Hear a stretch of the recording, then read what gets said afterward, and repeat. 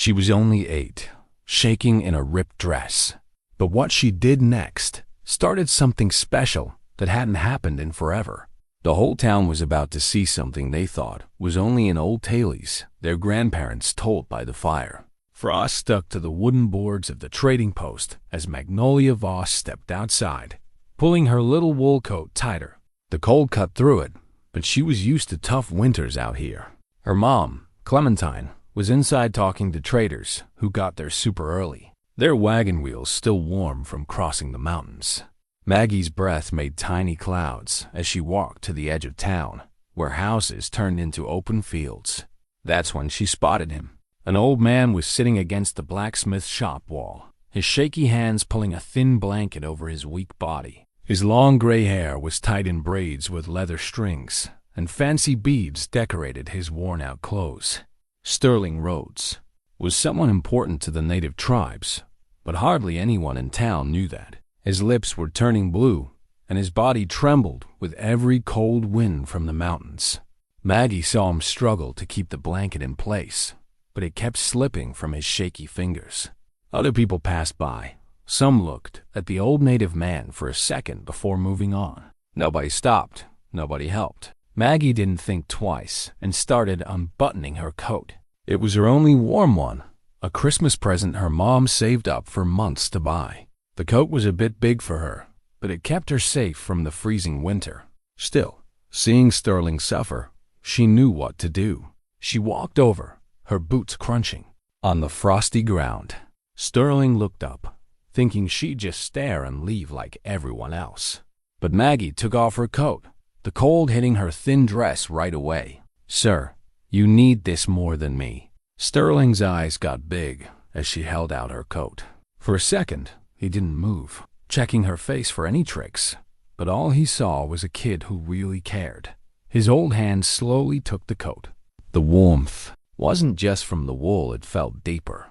Sterling wrapped the small coat around himself, and for the first time in hours, he stopped shaking. He looked at Maggie, now shivering in her dress, but smiling because he was better. What Sterling knew, and Maggie couldn't guess, was that her kind act had started something holy. His people had an old custom called the Circle of Generosity, where big kindness gets big answers.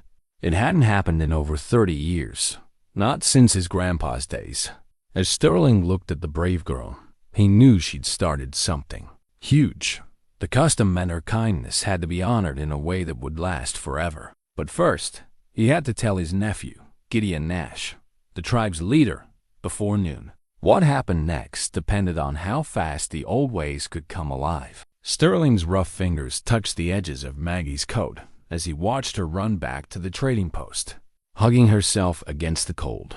She didn't know she'd just done what his people called Sahani Nuka, a gift given with no thought. For yourself. His mind raced with the old rules his grandpa taught him long ago.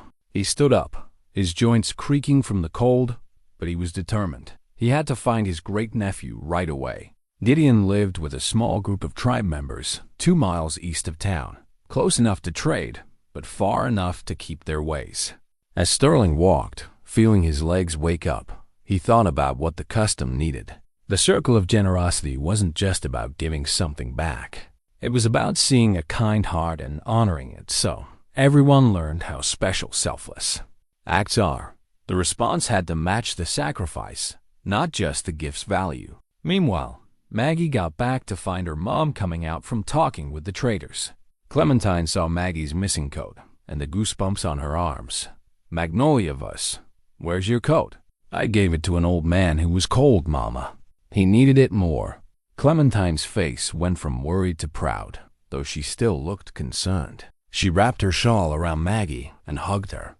As a widow making ends meet with trading and crafts, Clementine knew replacing the coat before winter ended would be hard.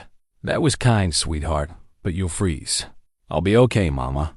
You should have seen how much he was shaking. 2 hours later, Sterling reached the tribal settlement, where families lived their traditional life while dealing with the changing world. He found Gideon Nash fixing a horse's bridle.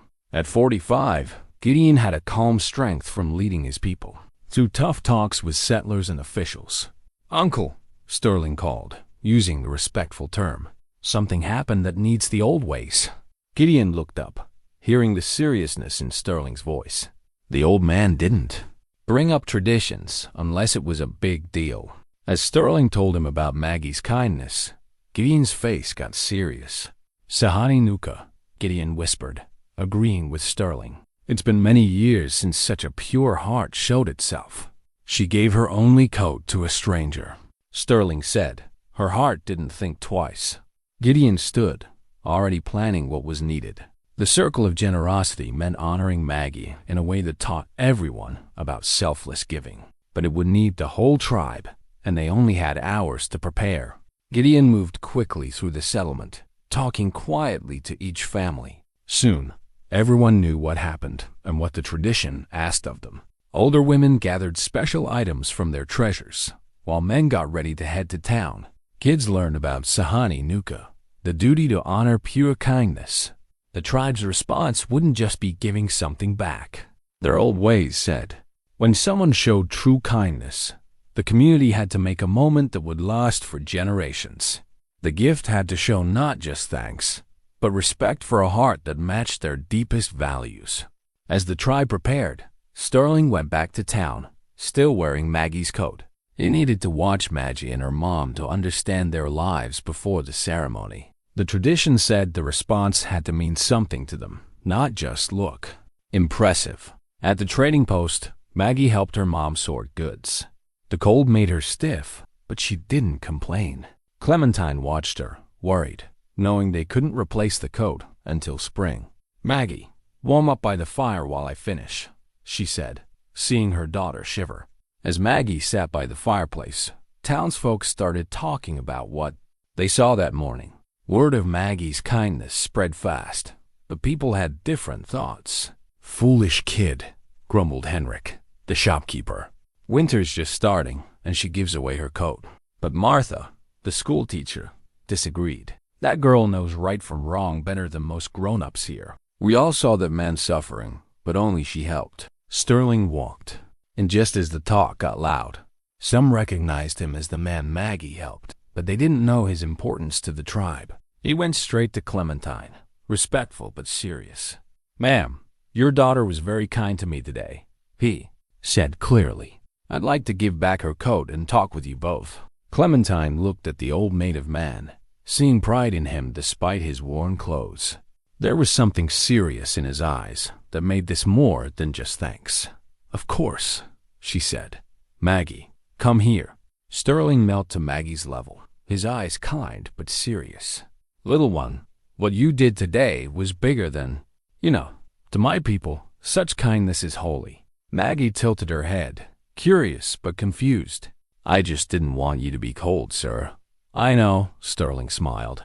That's why it's special. My family wants to honor what you did, in our way. Will you and your mom come to our settlement before sunset? Clementine wasn't sure about going somewhere new, but Sterling's respect and serious tone hinted at something important. What kind of honor? She asked carefully. Sterling stood slowly. The kind that makes sure your daughter's kindness is remembered forever.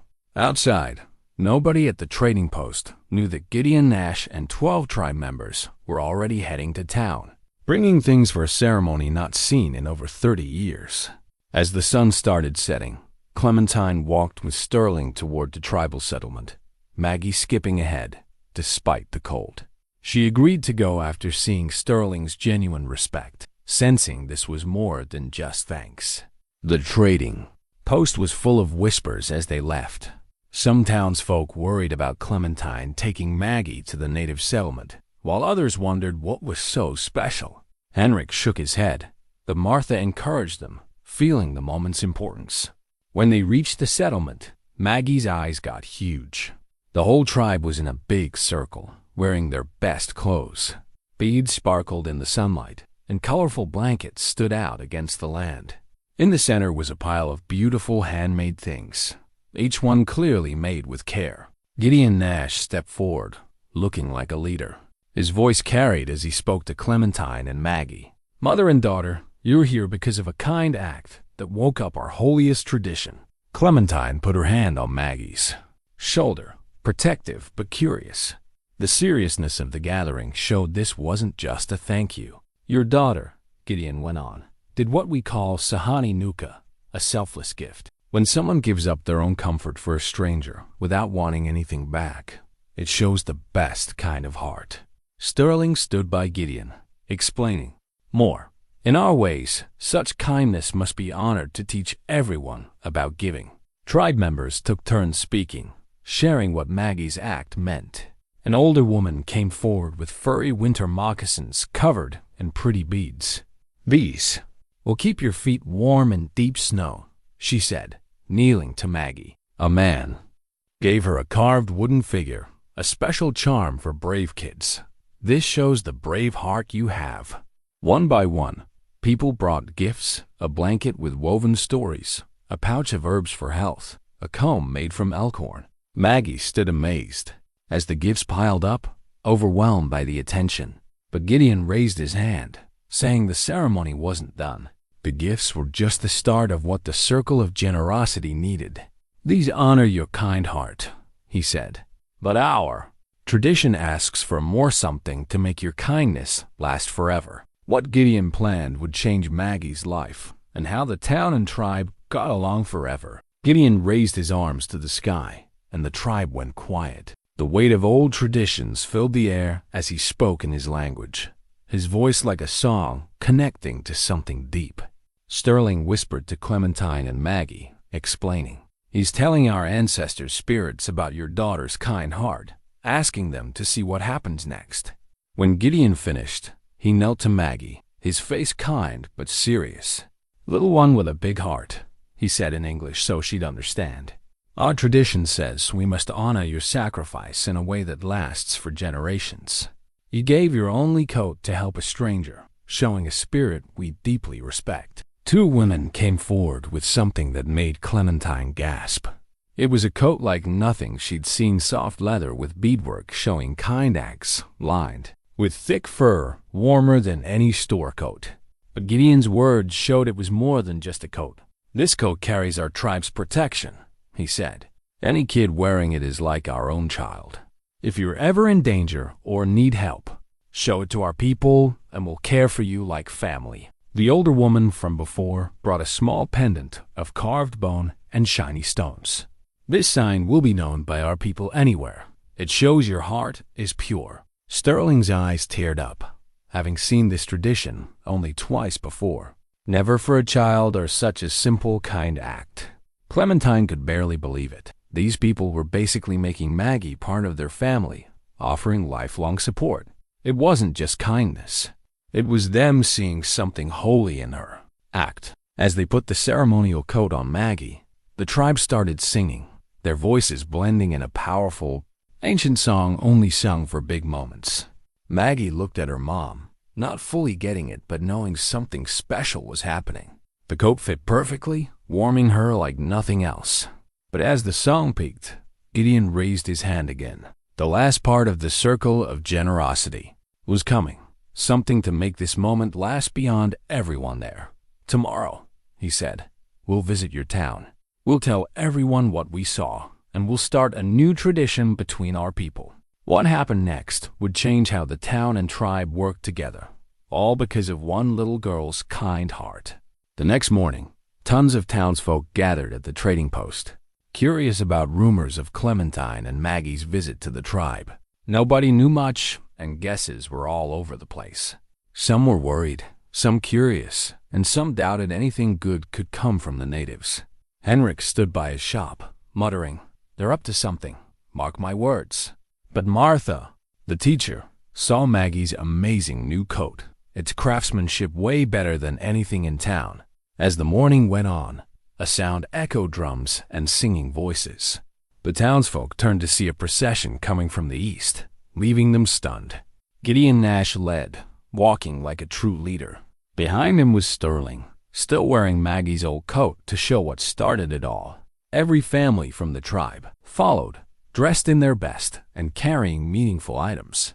They headed straight to the town center, where the crowd was biggest. The drums stopped, and everyone got quiet. Gideon spoke clearly. "People of this town, we're here to share a story that must be remembered." He pointed to Maggie, standing by her mom in her new coat. Yesterday, this girl did something so kind, it woke our holiest tradition. She gave her only coat to help a stranger, asking for nothing. Sterling stepped up, adding, I was that stranger, cold and ignored. Only this little one helped without thinking twice. Gideon explained the circle of generosity, how rare it was, and how Maggie's act started something not seen in over 30 years. Townsfolk started to get it. This was a big deal. The ceremony's seriousness and the tribe's gifts showed this was history in the making. But Gideon had more to say. From now on, he declared, we want a new tradition between our people, one that honors the kindness this child showed. Gideon's words hung in the air as he got ready to announce something that would change the town and tribe forever. The crowd leaned in, feeling the moment's weight, while Maggie stood by her mom, still not fully getting how her kindness led to this. We propose the generous heart ceremony, Gideon said, his voice strong with years of leadership. Every year on this day, our communities will meet to honor kind acts by anyone, no matter who they are. Sterling brought out a carved wooden staff with symbols for both groups. This staff will pass between us, marking those who show true kindness. Like your daughter. The crowd buzzed with amazement. The town and tribe had never worked together like this, and it meant something big, a promise to value kindness. Martha spoke first. It's amazing that one child's kindness could connect our communities like this. Even Henrik, who'd been doubtful, was touched by the tribe's effort. Clementine looked at Maggie, who was starting to see her small act had grown huge. Her eyes sparkled as she realized grown-ups from two communities were building a tradition because of her. Gideon knelt to Maggie one last time, serious but kind. Little one, you showed us strength comes from a kind heart. This tradition will make sure your giving inspires people forever. He gave her a carved medallion. This is the first generous heart token. It shows you saw someone's need as more important than your own comfort. As the ceremony ended, people from both groups started talking like never before. The tribe shared their stories, and townsfolk wanted to learn more. Kids from both sides played together, drawn by curiosity and Maggie's example. The staff was given to the town's leader. To be shared as kindness was celebrated. The first generous heart ceremony was set for a year later, with both groups promising to join. As the tribe got ready to leave, Sterling went to Maggie one last time. He took off her old coat, which he'd worn to show what started everything. This is yours, he said, handing it back. But keep it to remember that small acts can make big changes. Maggie smiled at the old man she helped. I'll remember, Mr. Sterling, and I'll keep helping people. As the tribe left over the hills, the town kept talking about what happened. Maggie's story would be told again and again, becoming a legend that inspired more kindness. The little girl who helped someone in need without thinking twice had started a tradition that would grow for generations, showing that the biggest changes come from the purest hearts. If you like this story, click the video on your screen to see another awesome tale where bravery and kindness make surprising friendships in the wild frontier. Don't forget to subscribe and maybe send a super chat to help us share more cool stories like this. Your support means a lot.